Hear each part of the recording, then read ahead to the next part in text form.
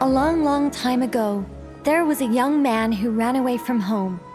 After spending the last of his mora, he trod through the cold of winter, shivering in his threadbare clothes. Suddenly, the young man found himself stepping out onto thin air, and he fell through into a strange place. But before he could react, a voice rang out from somewhere in the distance. "This is the secret home of Nicola Coco, the great mage everlasting. O destitute one, tell me your heart's greatest wish, and with my guidance, you shall attain it." Whoa! That was a strange voice. Nicola Coco. Who's that again? Do we know her?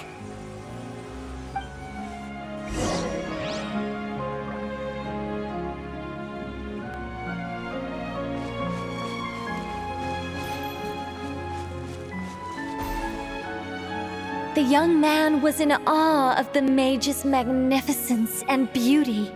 After a lengthy silence, he solemnly declared, "O great mage from afar, how beauteous and wise you are! The moment I beheld you, my heart began to flutter. All my heart desires now is to make your wishes mine." The subtlest of smiles appeared on the mage's face as she replied, "Very well, then I shall task you with performing certain deeds on my behalf, such as those that are within your ability. Your guide is here, and your reward awaits you in the days to come." Guide? Does that mean this glowing orb?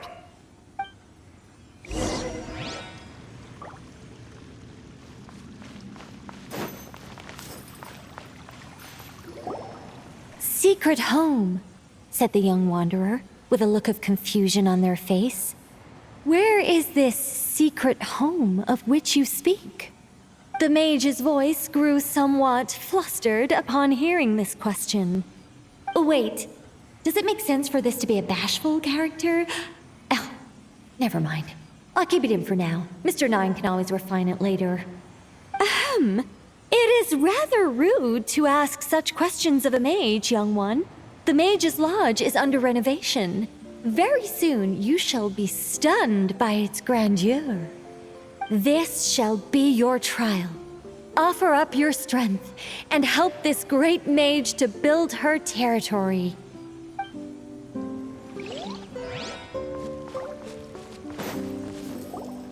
As the young man continued forth, he noticed many exquisite statues dotting the mage's territory. "What are these?" he asked, puzzled. "These are all those who opposed me. They underestimated the power of a mage, and thus were turned to stone." I quite like that. A spur-of-the-moment addition, but dare I say it was a good one. A mage ought to be a powerful and dangerous figure. Danger lends a certain mystique, and without mystique, the world would be a very dim place. But turning people to stone at the drop of a hat? Is that too over the top? And no one wants to be around someone that capricious. Okay, I think I'll dial it back and turn it into more of a vague warning. Upon hearing this, the youngster broke into a cold sweat. But then, the mage's laughter broke the silence. "Did you fall for it? I was merely joking. These statues are just my way of capturing a certain moment in time. Anyway, statues, that's what I need your help with. The mage's lodge is feeling a little empty, and I should like to fill the space with some more adorable companions."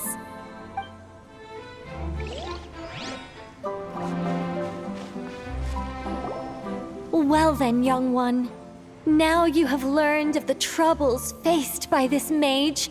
Nicola Coco requires your aid to build her sacred territory." The mage poured a cup of tea for her visitor. "What say you?"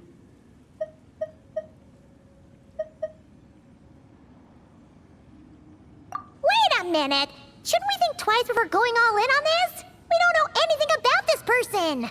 And she seems a little weird. Huh? Although, having said that, this teacup looks kind of familiar.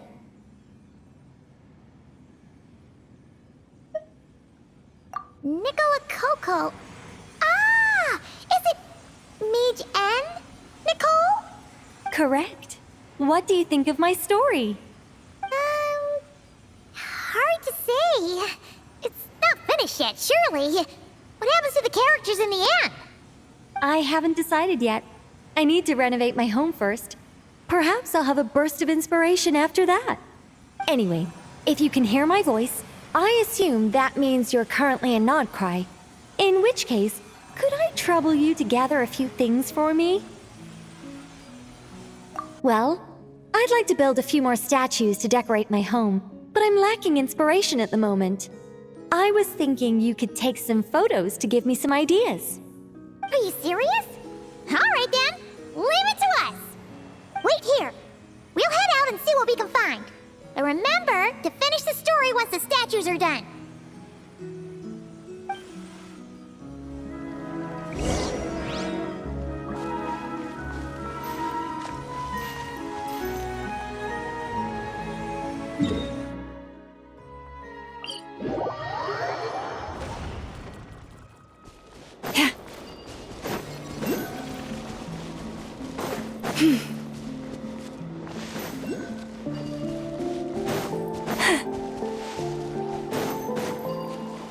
Hey, look over there! Are those benches? Oh, they look pretty lively, don't they? Seems like a good first photo.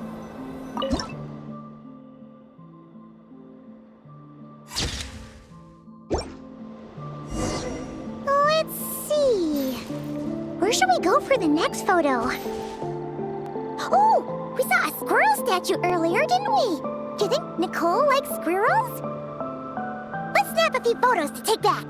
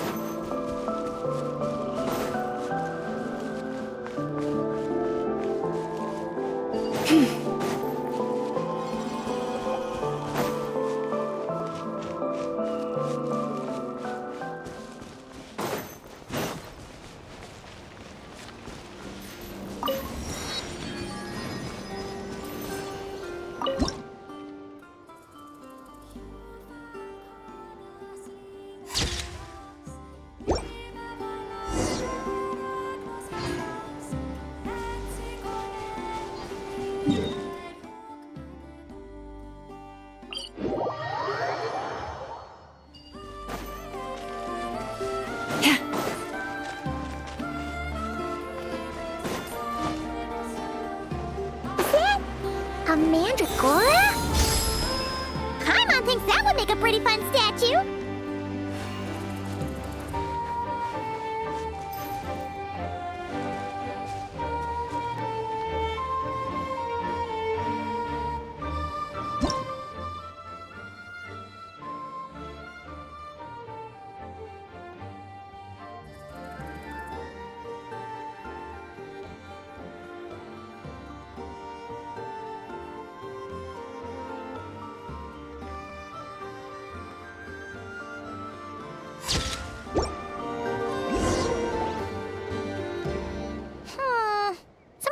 Are pretty good, but we didn't get any from the front. Let's wait for it to turn around. Yes! That's the one! That's the money shot! Ah! Help! Oh, that was scary. I wasn't expecting it to jump us like that. Go on, Traveler. You got this.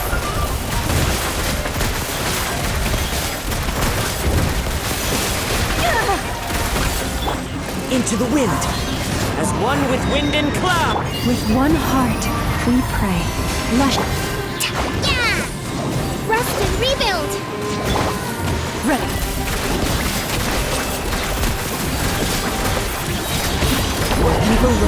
Shoot on sight!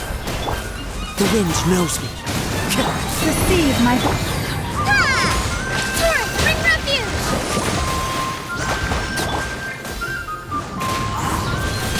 Into the shadows.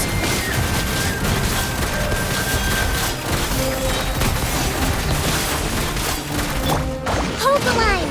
Branch into song. Into the wind. Time to testify.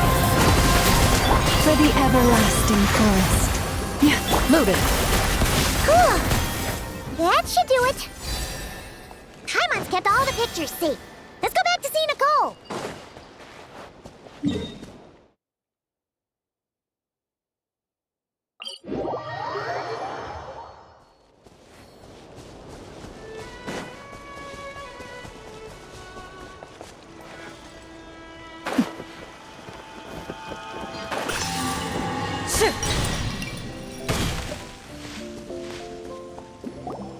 Hey, Nicole. We're back.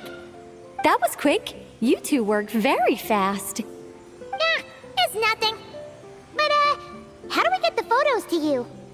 You can hold on to them for now. I'll be there in a couple of days. We can talk more about the statues then. Sure thing. See you in a couple days.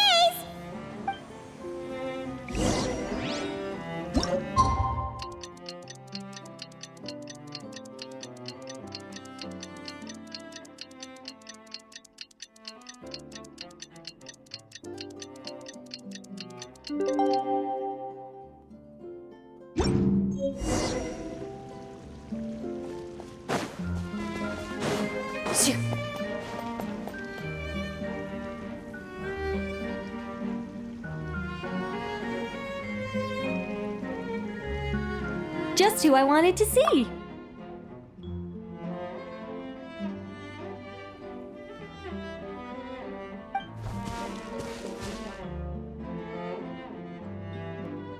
I'm delighted with the photos you took. Excellent source material. Now, I have all the carving tools ready to go. Would you like to try it together? Carving tools? You mean these blocks? That's right. The statues are inside the stones. All we need to do is remove any excess material. To make things a little easier for you, I've provided a guide on how the carving process works. Allow me to demonstrate. First, we make some big, bold cuts to carve out the general shape.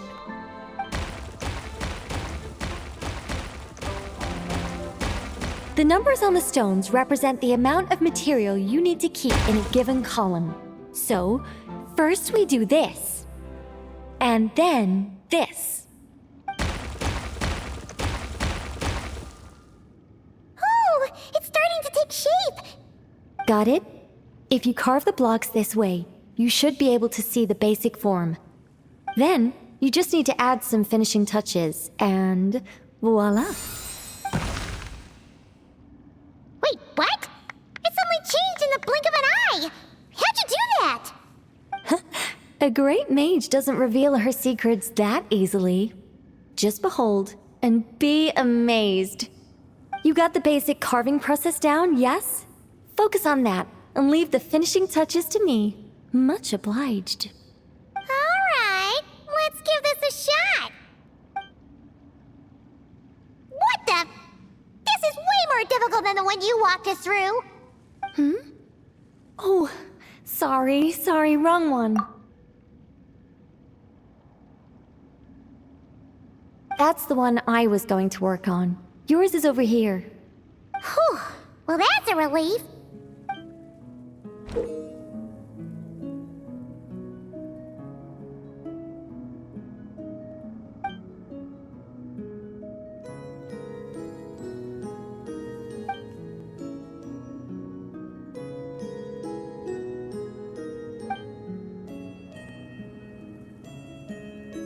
Let's go!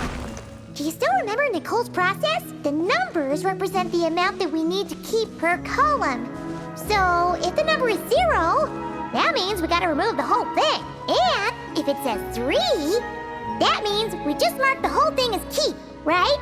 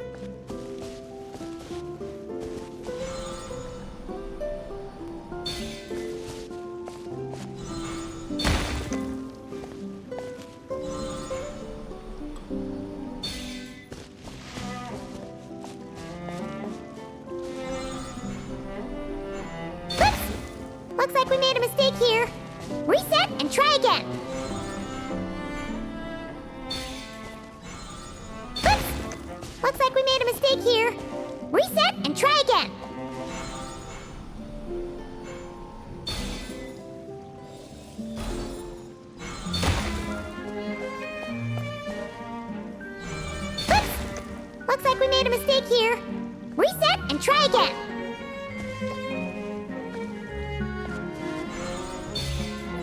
Oops! Looks like we made a mistake here. Reset and try again.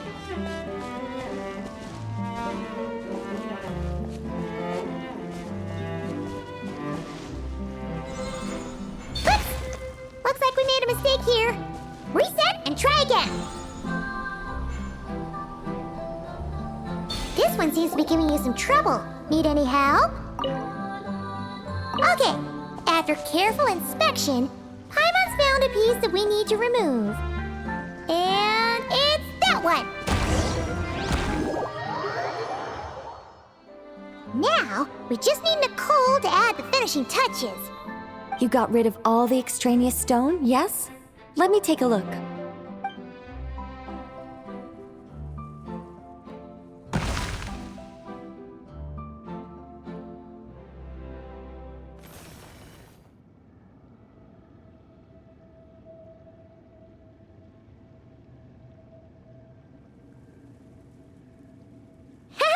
It's done! Oh, it's the Mage's Lodge! When did that get there? Is this the power of a mage? The young visitor's voice was filled with wonder. I am truly amazed. Aha! Finally, the story continues. So, what happened to the mage and her young visitor? They lived happily ever after. The end.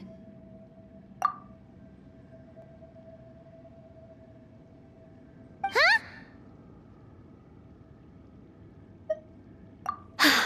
Tough customers, huh? Well, if you're that eager to hear it, I suppose I'll take it from the top. All my heart desires now is to make your wishes mine, said the young man. Those words won him the full attention of the great mage, Nicola Coco. But just as they had started warming up to one another, a group of uninvited guests stormed in, seized the mage, and absconded with her. As the youngster stood there in shock, a new mage by the name of Alinus appeared. She signed a contract with the youngster, bestowing the power of magic upon them. But after making it through a grueling training program, they would come to discover another conspiracy operating in the background. As it turned out, the great mage Nicola Coco was an alien entity. Her true identity was the first daughter of King Meowtress, the third of Planet Meow. She had come disguised as a mage as part of a secret plot to trick the entire world into worshipping Planet Meow. Oh, great mage! Have you been lying to me all this while? The youngster's voice trembled as their heart began to break. Leave me. War is destined to break out between our planet and yours. We were foes from the very start. The mage turned her face away, refusing to let anyone see the tears welling up in her eyes. But the youngster bravely reached out and grabbed her by the arm, swearing to never leave her. Moved by this display of passion, the mage decided to rebel. But in that moment, Alinus, who had once aided the youngster, now took the side of the king. Alinus had been Meowtress III's second daughter all along. She had only helped the youngster in the hopes that her sister might be incited to treason, thus giving her the chance to usurp Nicola's place in the line of succession.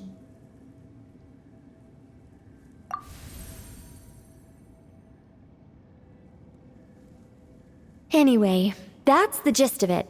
In the end, the youngster, who by this point had turned into a cat, worked with the mage to successfully foil the king's plot. Then, they returned to the mage's lodge together and lived happily ever after in peace and quiet. The end. That was amazing! This story has everything! True love, rebellion,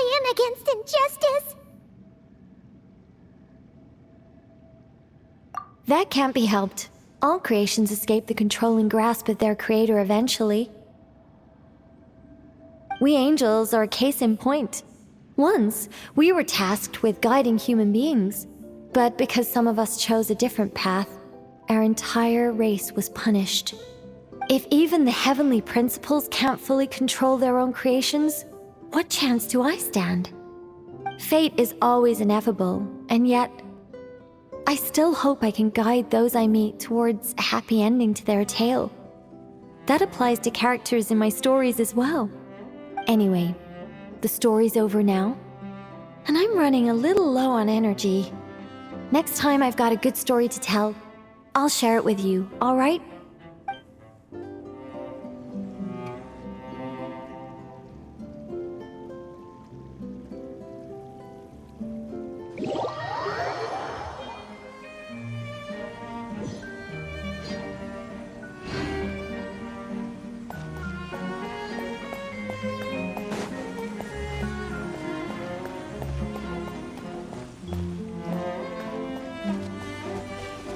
Building my mage's lodge was quite a rewarding experience.